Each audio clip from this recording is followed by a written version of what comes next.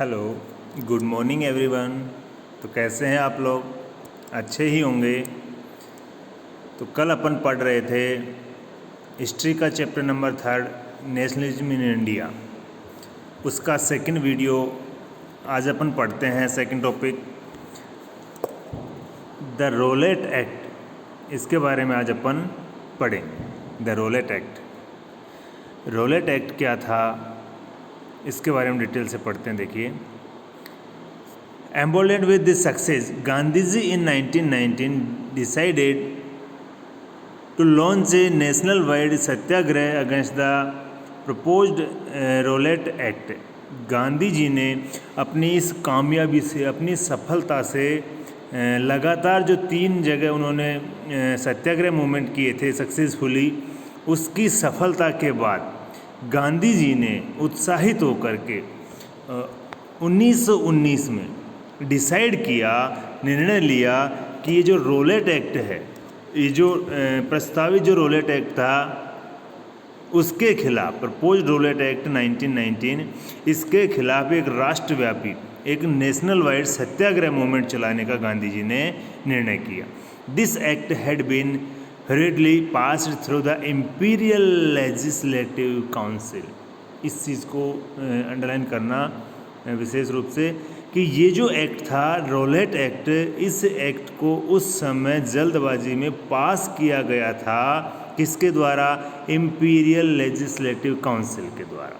Imperial legislative council ने उस समय जल्दबाजी में या बहुत विरोध के बावजूद, United opposition the Indian members, भारतीय लोगों के विरोध के बावजूद इस एक्ट को इम्पीरियल लेजिस्लेटिव काउंसिल के द्वारा पास किया गया था। It give the government enormous powers. और इस एक्ट में क्या था कि ये गवर्नमेंट को कुछ ऐसे पावर्स दे रही थी, रिप्रेस पॉलिटिकल एक्टिविटीज़, जिसके माध्यम से गवर्नमेंट पॉलिटिकल एक्टिविटीज़ को रिप्रेस कर सके, उनका दमन कर सके।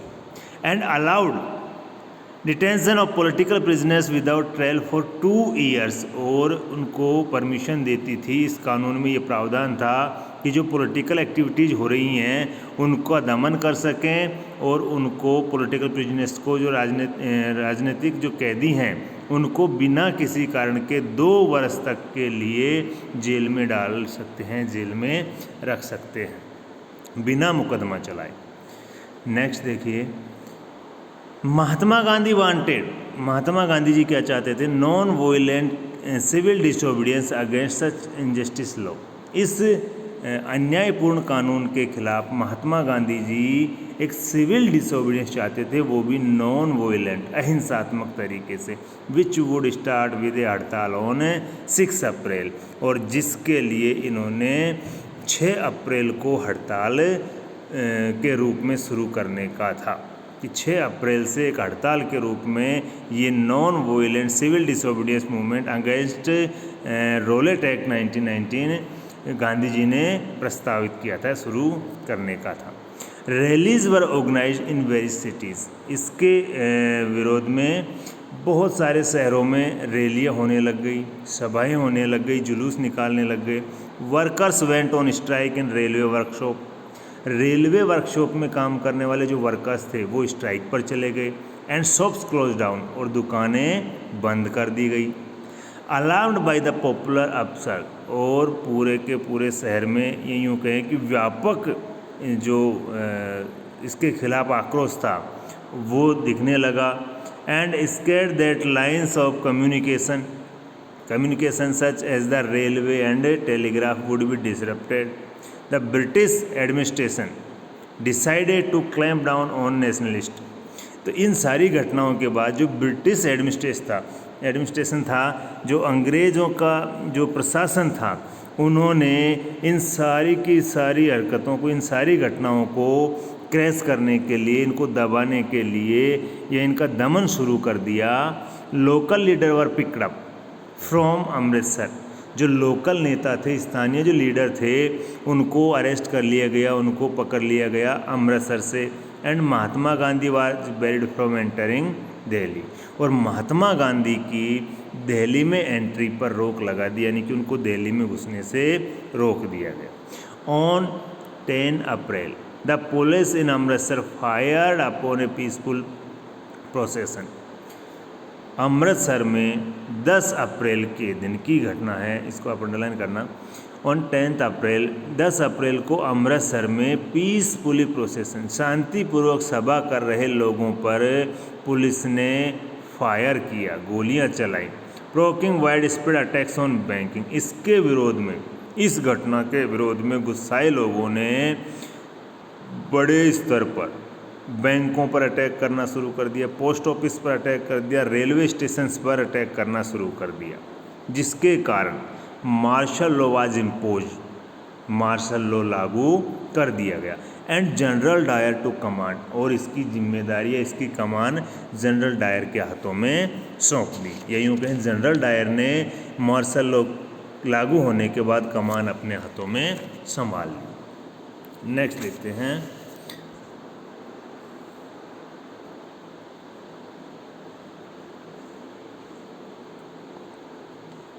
यस, ऑन 13 अप्रैल 10 अप्रैल को तो ये घटना हुई थी, मार्शल लॉ लागू कर दिया गया, जनरल डायर ने कमान खुद संभाल ली।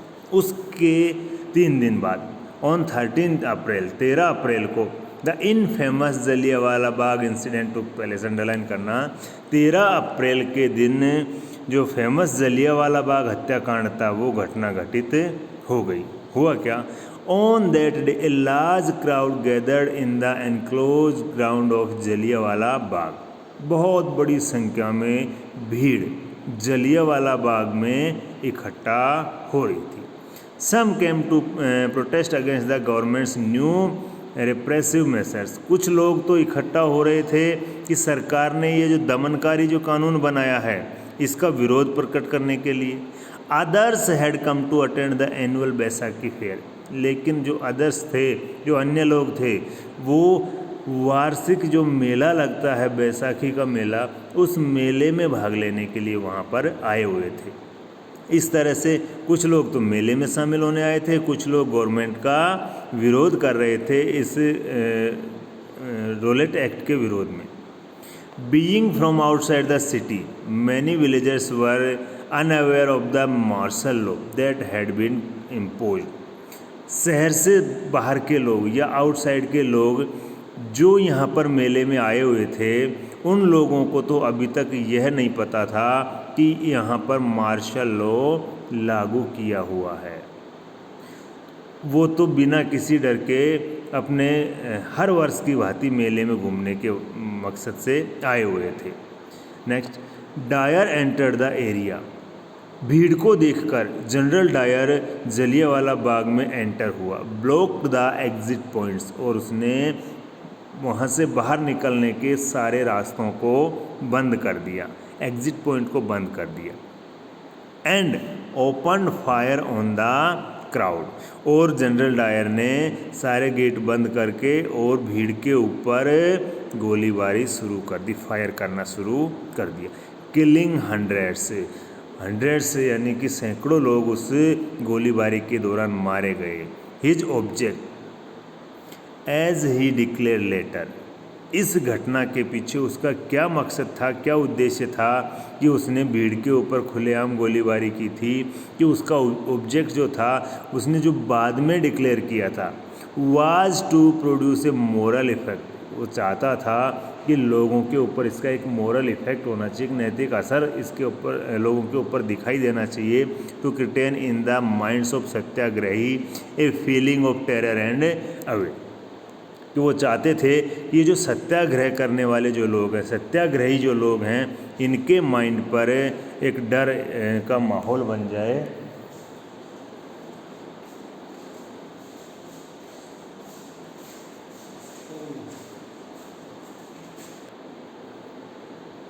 Next,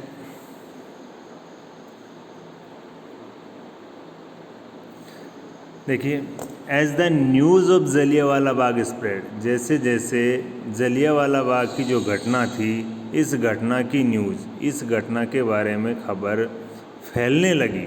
crowds took to the streets in many north Indian towns, तो जब लोगों को अमृतसर से बाहर लोगों को इस घटना के बारे में पता चला तो लोग सड़कों पर उतरने लगे, शहरों के लोग भी सड़कों पर आ गए।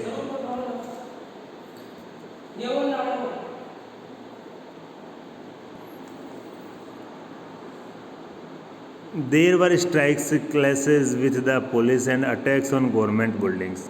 और लोगों का स्ट्राइक करना, हड़ताल करना या फिर उनकी पुलिस के साथ झड़प होने लग गई, अटैक्स ऑन गवर्नमेंट बिल्डिंग्स। और उन्होंने जो गवर्नमेंट बिल्डिंग्स थी, सरकारी इमारतें थी, उनके ऊपर अटैक करना शुरू कर दिया।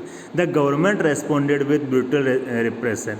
और सरकार ने इस तरह जो लोग अटैक कर रहे थे सरकारी इमारतों पर, उसको ब्रूटल रिप्रेशन, उसको निर्ममता से, निर्दयता से कुचलने का, दबाने का सरकार ने जो निर्णय लिया था।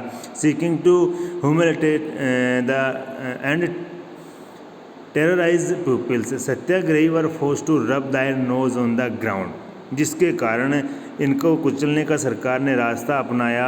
और सरकार लोगों को अपमानित कर रही थी, उनको डराना चाहती थी, टेरराइज, उनको आतंकित करना चाहती थी, उनके अंदर डर पैदा करना चाहती थी, जिसके लिए वहाँ पर लोगों के साथ, या यूँ कहें सत्याग्रही जो थे उनके साथ, were force to rub their nose on the ground, सड़क पर या ज़मीन पर उनकी नाक को रगड़ कर चलाया गया।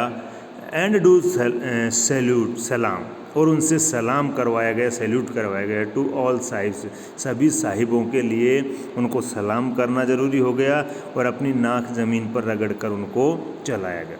People were flogged and villages around Gujranwala in Punjab, now in Pakistan. एक गांव था गुजरानवाला जो पंजाब में था, वो फ़िलहाल पाकिस्तान में है वर्तमान में। वहाँ पर पीपल वर फ्लॉग्ड एंड विलेज, जो लोग थे उनको कोड़े मारे गए थे। एंड जो ये गुजरानवाला जो गांव था वर्तमान में पाकिस्तान में है, वर बॉम्ब, यहाँ पर बॉम्ब गिराए गए।